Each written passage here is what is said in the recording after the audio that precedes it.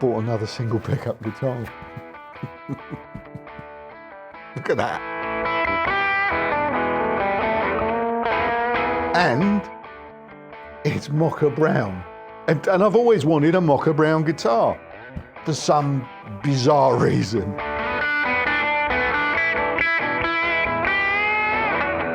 Squier really show Epiphone how it should be done, I think. They're just saying, look, here's a great idea we've had. It's the paranormal. We ate some mushrooms at the weekend, came up with this idea. Here it is. And it's still cheap. Guitaristas is proudly supported by Gear for Music. Hello, thanks for joining us. Welcome to the Guitaristas. First off, thanks for all your feedback on last week's film. Very positive response from you guys. You seem to enjoy it. I showed off last week part of my collection, part of the collection of guitars that I've hung on to, for the time being at least. And as it turns out, they all had just one pickup. 14 of them there were, weren't there? Yeah, a lot of you liked that. Now, I've got an apology to make. I was looking for something to review this week, searching around for something a little bit different. And as it turns out, I bought another single pickup guitar. Look at that. So apologies if that's not your jam. That's what they say, isn't it? That's not your jam, man. But it is mine. And well, no, it goes beyond that. Okay, so I'm looking online. I'm thinking, right, I want to do another. Let's get another review. I can't spend too much money. It's got to be on the cheaper side, really, because as soon as you get 500 plus, you go, well, that feels like proper money, doesn't it? So I was looking at some stuff I definitely want to do. I definitely want to do an Epiphone Lucille, but coming in at around about 700 quid. It was like, can't really afford to spend that this week. I was looking at some PRSs. I was thinking, shall I do a Silver Sky? Is it time? I know what the thumbnail's going to be. Strat and PRS skeptic reviews Silver Sky. That's coming up. Watch out for that. Other stuff. Anyway, as it turns out, cut a long story short, this popped up on me on the search because I'm looking at Squiers, because Squiers do some interesting stuff. I mean, I know I did Classic Vibe just a couple of weeks ago, and it was a telly as well. So apologies as well if you don't like tellies. But this came up, and I go, get in. £369 I paid for it. So I couldn't not. And it's mocha brown. It's mocha brown. And I've always wanted a mocha brown guitar for some bizarre reason. 70s, isn't it? So this is the Squier Paranormal Esquire Deluxe. And with the Paranormal series, what Squier are doing is reimagining. This is like the blurb on the Fender website goes something like reimagining what the original designs would have been like had they, evolved a little bit more in the 70s. So this is what they've come up with now. Yeah, I think the thumbnail today was, were they tripping? Thank God for drugs, that's all I can say. I don't condone them, obviously. Thank God for drugs if they fire up the imagination to create little gems like this. We're going to review it now in deep dive detail, as they say. Well, that's what I say anyway. We're going to review it in deep dive detail. So, you know the score. If you're in a bit of a rush, the timestamps are in the description box. If you've got a little bit of time on your hands, go and put the kettle on, get some nibbles, come back with a little beverage of your choice, and let's chill out and have a look at this thing.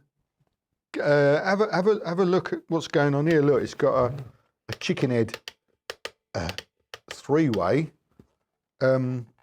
Yeah, let's get into it and have a look and a listen and see what it sounds like. Right, so should we talk about the colour? It's an acquired taste. I do get that. Mocha brown. It's very 70s, you see. Mocha brown, it's spelled M-O-C-H-A, like the coffee, isn't it? Mocha brown. Yeah, it's very 70s. I've always wanted a mocha brown or Telecaster Deluxe. Or do you remember when I went to Guitar Village in Farnham a couple of months back? I was eyeing up a 70s hardtail Strat in mocha brown, wasn't I? Yeah, here's that clip. Oh. I love that. Something about 70s hardtail mocha. Wow. I didn't get that one in the end. So when this popped up in either black or mocha brown, there was only one choice for me. And here it is. It's not as dark as it could be. The brown's not as dark as those 70s ones, for sure. And in fact, this is quite translucent. And I'm not sure that they were. I can't remember now, but I think they were quite solid colours. They used to really lay the poly on quite thick in those days. So this is quite it's quite authentic though. And also they used to mismatch wood quite well regularly in those days. So I was gonna criticise the matching. This is clearly 3 pieces, but it's quite authentic, isn't it? Yeah, they didn't really care back then. Just whack some wood together, layer over loads of thick plastic paint. The job's a good one. And a lot of people criticise 70s Fenders for that reason. CBS era Fenders, not the best made. They were cutting costs. They were doing weird things, putting the 3-bolt neck, the micro tilt mechanism, layering polyurethane on the fingerboards, because the fingerboards used to wear, you know, the earlier ones, and they thought that was a bad thing. They didn't think it was a good thing. It looked cool. So they used to layer thick poly on there to stop that happening. And yeah, all sorts of other defects. Really heavy guitars. Fortunately, this one isn't, which leads us very nicely into the review. Let's weigh it. Okay, it does feel quite light. And indeed it is, £6, 15 ounces, which is 3.17 kilos. Now that's actually quite lightweight, isn't it? This body, according to the Fender website, is made out of akume, which is also known as African mahogany and is known for being a lightweight wood. For some reason, the black one, metallic black actually it is, it says that body's made out of poplar. So I'm not really sure why that is. I'm guessing only maybe because this is more attractive through the translucent finish than poplar is. But anyway, akume, it's got a nice comfort carve there. And as you can see, it's a string through and it's a hardtail, and it's got these decent sort of bent saddle hardtail bridge, which looks very nice indeed. Let's now take the strings off and then we'll have a closer look at the neck. Right, as you can see, it's got a maple 4-bolt on neck and a maple fingerboard. It's got a 9.5-inch radius, and of course it's a standard Fender 25.5-inch scale length. It's got 21 narrow tall frets, which, well, I'll be honest, I've played it at home straight out of the box, and it was great. It just played really well with no fret issues, and there's no sharpness anywhere at all. It's got a synthetic bone nut, this one, and of course the the big old 70s headstock, which I love. Look at that. Squier, Esquire Deluxe. Crafted in China, this one. And it's got the vintage style tuners. Superb. Pressing bushings, and they're the split post ones. Let's have a look at the neck profile and measurements on the screen now. Okay, here's the neck profile and measurements at the 1st fret. And here's the neck profile and measurements at the 12th fret. And in the hand, it feels fairly. It feels a little bit wide. It feels it's quite flat, as you saw just then. It just feels it's normal. Moving on to the business end. Is that the business end or is that the business end? That's a good question for you. It depends what business you're doing, I suppose, doesn't it? Right, this end here, we've got this lovely big old 3-ply guard. It's got one pickup. Now, this is well, they call it a Fender designed Alnico wide range humbucker. Now, this is based on the original wide range humbuckers were a kind of an innovation on the humbucker. They used different magnets. They used magnets called Cunif magnets, which are quite rare and hard to get these days. So this is not made with Cunif magnets. So it's different. Now, unfortunately, I don't know enough about pickups to explain exactly why. If this actual Alnico version is any different to a standard humbucker. It certainly looks different. As you can see, it's got adjustable pole pieces, 3 on that side and 3 on that side. So there's probably some kind of difference. What we're going to do in 1 second is we're going to pull it up and have a look underneath and see if that tells us anything. Before we do that though, let's take some readings from it. Now, the single pickup Esquires have got 3-way switches like normal Telecasters, but with different wiring. What they've done on this one with this nice little chicken head knob is this. In the middle position, it acts as normal with the volume and the tone in play. If you go up position, it splits the coil. So we should get a single coily sort of sound. And in the down position, it bypasses the volume and tone completely. So it goes straight to ground. I think that's right, isn't it? Straight to amp anyway. So no tone and volume. So what we'll do is we'll take readings in all 3 positions. Normal with the volume and tone fully cranked. 8.44 kilo ohms. And the inductance of that is 3.34 Henrys. So then if we split the coil, as expected, it's kind of half of that. 4.23 K. Inductance, about half again. So that's as expected. And now, straight to ground, it's the same, 8.57 K. And obviously, if you turn the volume or tone down, it doesn't affect it because they're not in the loop. We'll hear what that sounds like in a bit when we plug it in. There you go.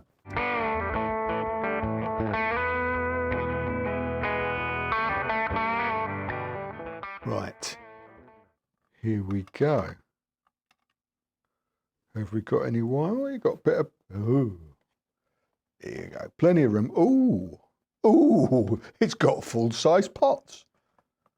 I wonder if they are 1 meg, because with the wide range humbuckers, they used 1 meg pots. That's a fact. Well, in the 70s they did. The trouble is with these pots, there's no identifying numbers on them whatsoever. So couldn't tell. I could tell, couldn't I? Because I could measure one. And I kind of know how to, but while they're in the system, I'm not confident that I could do it properly. If it was on its own on the bench, it would be easy. You just measure it with a resistance on your resistance meter. Anyway, so I'm not going to do that anyway. But look, they're big. That's what the wiring looks like. That's what the pickup looks like. That's interesting. You've got adjustability on these magnets. I'm assuming they're all magnets. You can adjust these 6 from the bottom and these 6 from the top. So twice as much adjustability as a normal humbucker, isn't there? That's all I can tell you, I'm afraid. And this is the chicken knob. The chicken knob. Obviously you've got 4 wires coming from the pickup, so you can split those coils. There you go. That's what that looks like. And as you can see, it's routed for 2 humbuckers, 2 wide range. You could turn it into a Deluxe by putting another one in there. It is stamped Esquire 8231009 there. There you go. That's all I can tell you. So that's all well and good, isn't it? But what does it sound like? Well, let's put it all back together, put a new set of strings on, plug it in and find out. See you in a minute. Oh, that sounds nice, doesn't it?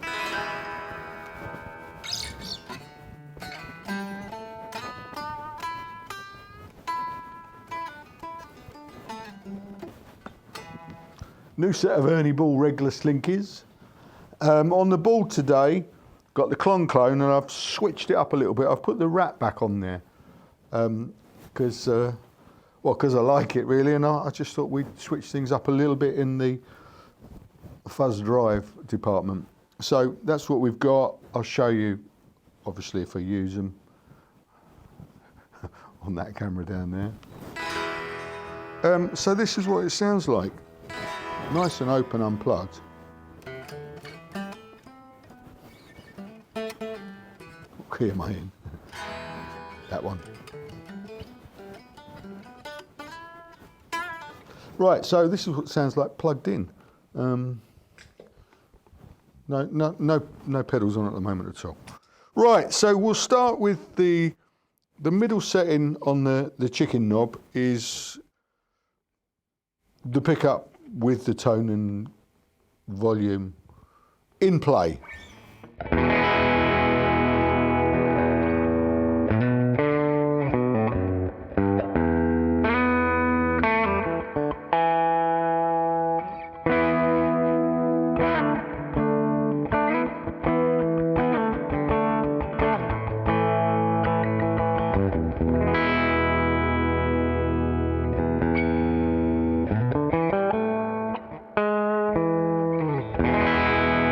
Sounds all right, doesn't it?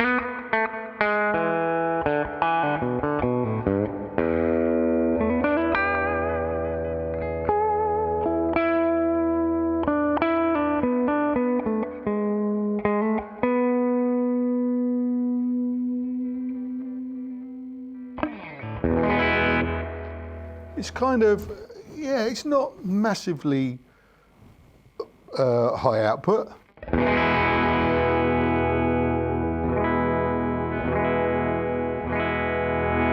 Yeah, it's driving quite a little bit though, isn't it? You can hear that if you roll it off.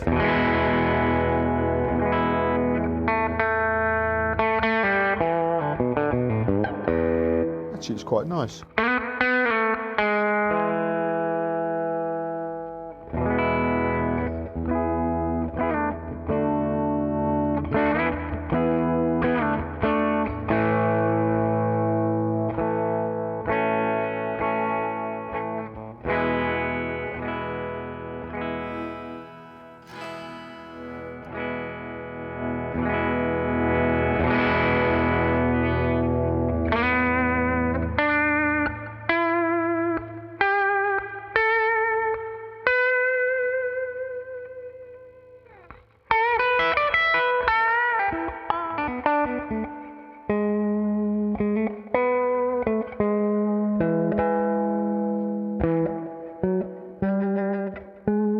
don't know what I'm doing.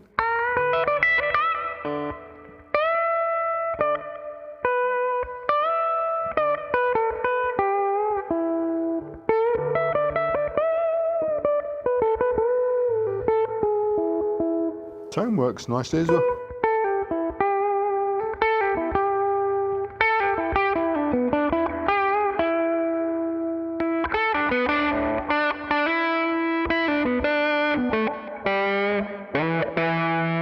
That's what I've got the Rat for.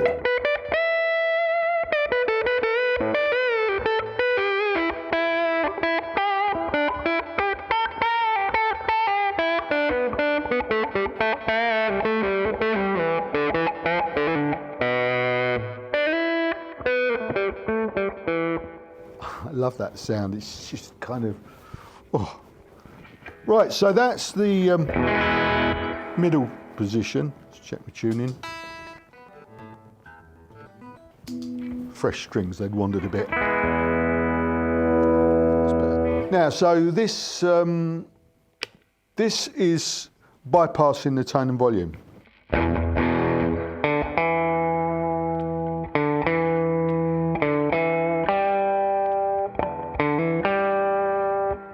Sorry, I just want to see if you can hear any difference with middle position with them fully cranked, and then with them bypass. So let's see.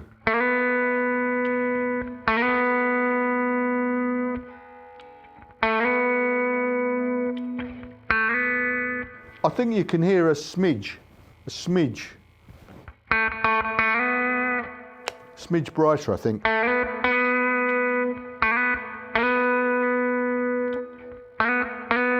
I don't think it's my imagination.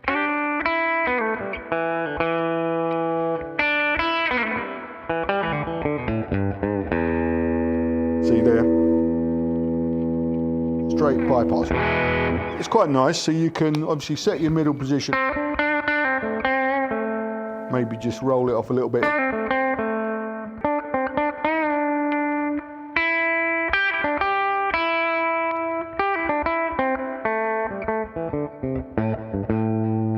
There you go. That's those two, and then you've got coil split.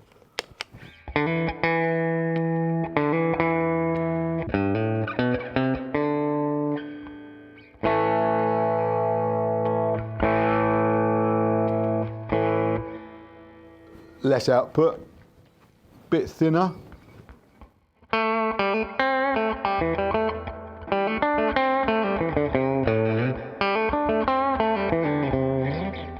Give it a bit of drive.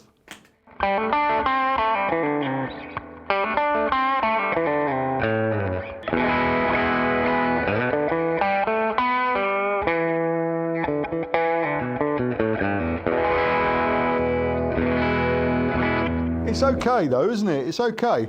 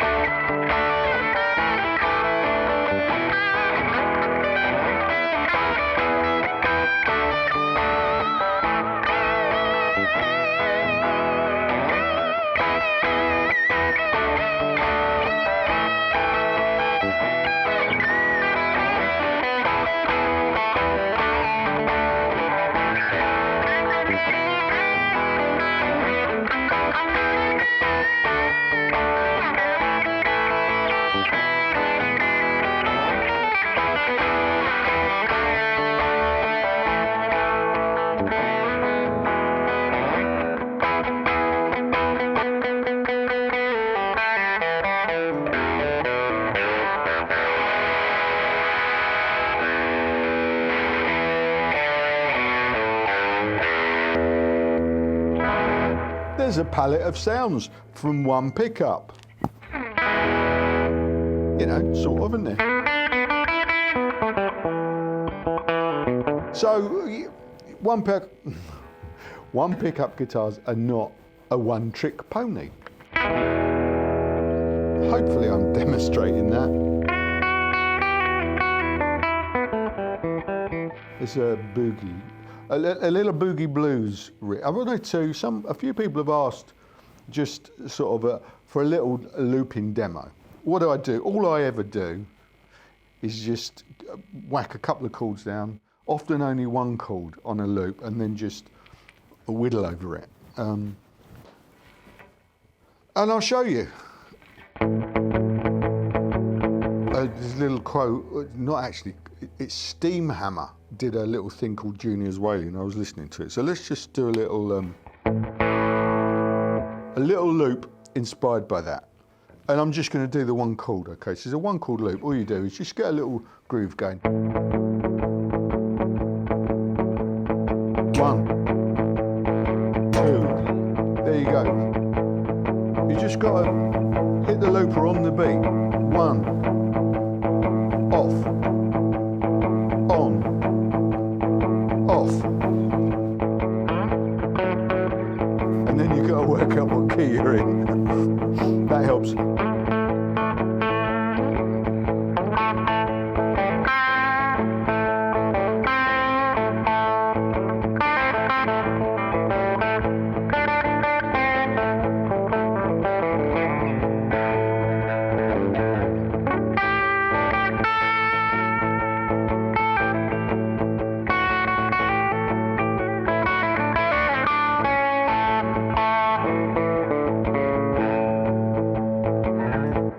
I mean, that's a basic loop.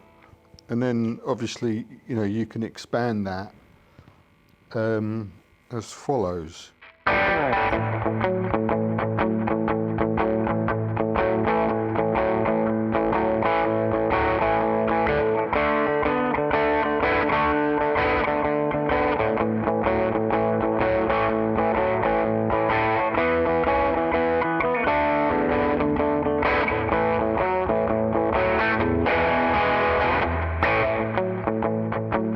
So again, you start it on where you want to start.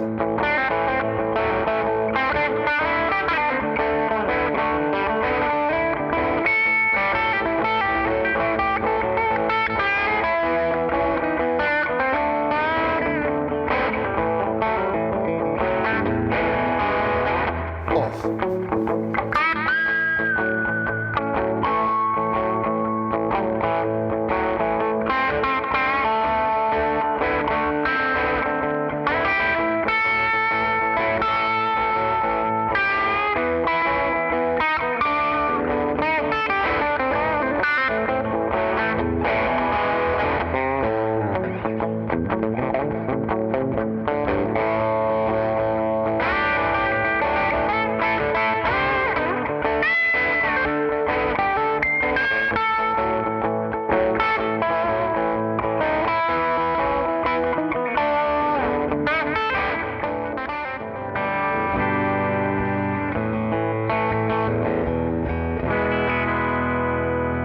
The more I play this, the more I like the sound of it. There's no pedals on that, it's just cranked on the middle position.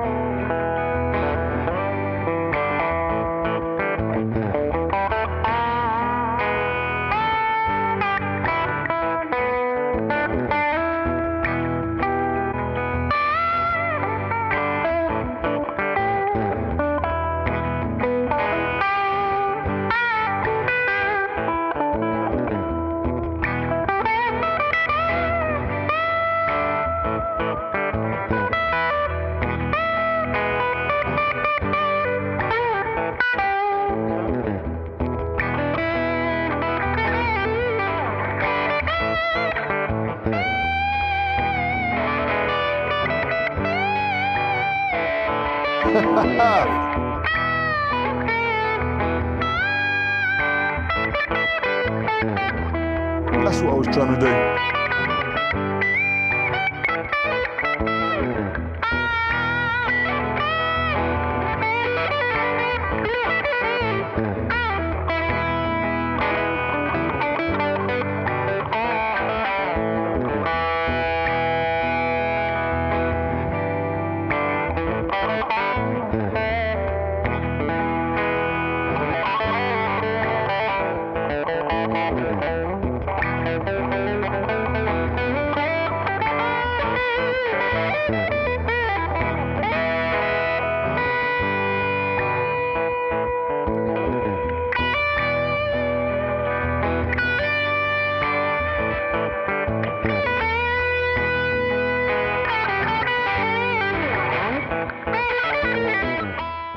There you go. Lots of playing there.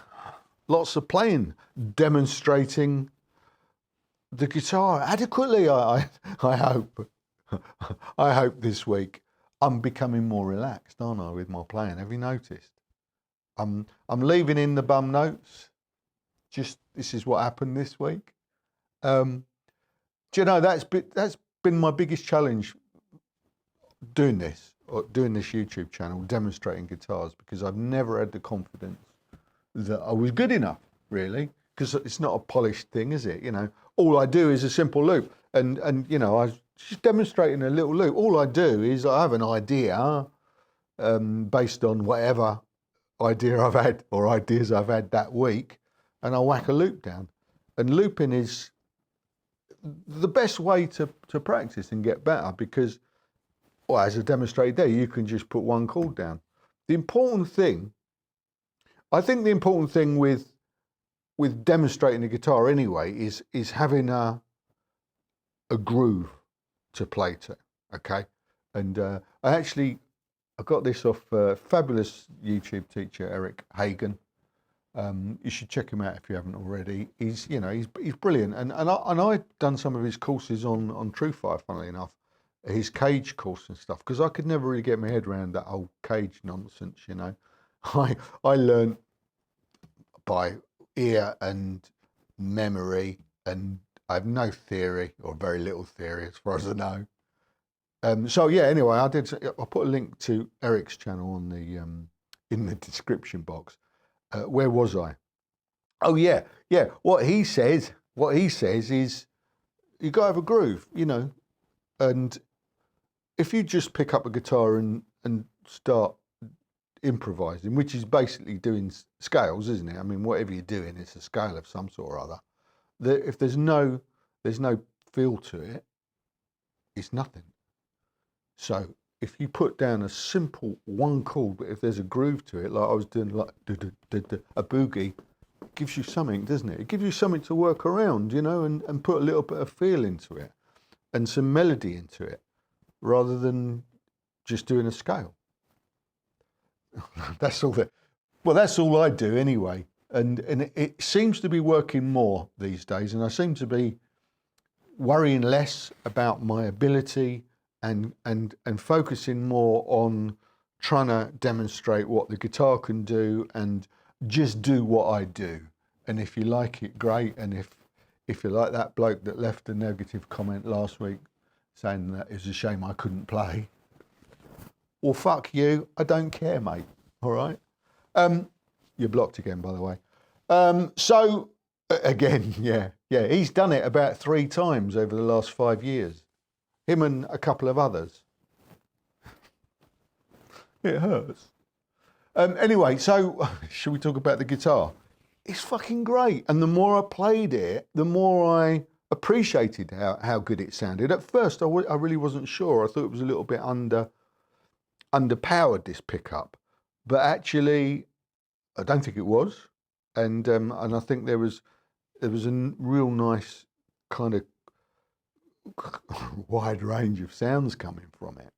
Now, here's the thing. I felt a little bit guilty leaving you hanging about, you know, a little bit more technical info about this pickup. So I did a little bit of research in the interval there. And what I can tell you about the original wide range humbucker which this looks like, but we know it's not an original one. But what I'm going to tell you about the original one is this, that unlike a standard PAF style humbucker, which I have here, so this has got 2 coils. On this side it's got steel screws, see the screw heads, and on this side they call them steel slugs. And it's got 2 coils, and it's got a magnet that goes underneath. It goes, I think it goes down the middle. It's got a bar magnet, okay, which magnetizes the coils, and that's how that one works. With the original wide range humbucker, it doesn't have a bar magnet, but these screws, and there are another 3 under there, another 3. There are 6, and these 6 here are actually machined, threaded from Q-nif magnets. So these are magnets, or in the original one, these are magnets, and then there's another 6 that are reversed and go up from underneath. And it doesn't, so those are the magnets, and it has a steel plate underneath those, and it's got bigger winds as well, which I think, you know, helps add, because it's bigger, you know, that adds to the brightness, I think, of this pickup. This particular, the Squier, or the Fender Mexican reversioning of it, which has been out for a while now, I think this is a little bit more traditional. So I don't think these are magnets. I think these are just steel screws, and I think there's probably a magnet underneath. I wonder if these are 1 meg pots, like they're meant to be, because it was nice and bright. There was nothing muddy about this guitar at all, was there? And I must say that the pots worked really well. They really did. I mean, they were fabulous. You know, the sweep on them and everything about those was great. And this range of sounds that you can get from the chicken knob, fabulous. What else? Well, it felt great. It played great. For me, there's nothing not to love about this guitar. £369. I mean, I'm just, Squier really show Epiphone how it should be done, I think, because they're constantly innovating with their cheap guitars without feeling the need to hype it up by promising it's better than it is by putting so-called premium parts on. They're doing it without really telling you. They're just saying, look, here's a great idea we've had. It's the Paranormal. We ate some mushrooms at the weekend, came up with this idea. Here it is. And it's still cheap. And it's fucking great. And you may have noticed, I took all the plastic off the pick guard and the pickup, and I've already scratched it up because I'm going to be hanging on to this one. This is definitely going into my collection, which now makes 15 single pickup guitars. So there, great stuff. There you go. If you fancy one of these, please check out the link in the description box from our channel partners, Give for Music, and check that out and give them some love back, because they support this community without asking for very much at all in return. So show your appreciation, check out the link, have a look at the Squier. They'll ship all over Europe, and of course they will ship to the States as well, if that's a cost-worthy way of you buying anything. Check it out. There you go. That's all for this week. Yeah, definitely. Thanks for watching. Thanks for supporting the channel. Thanks to all of our A-listers on the guitaristas.tv channel for supporting us. And all of you, please come back next week and see what we're up to then. Same time, same place. I'll look forward to it. Cheers for now. Ta-da.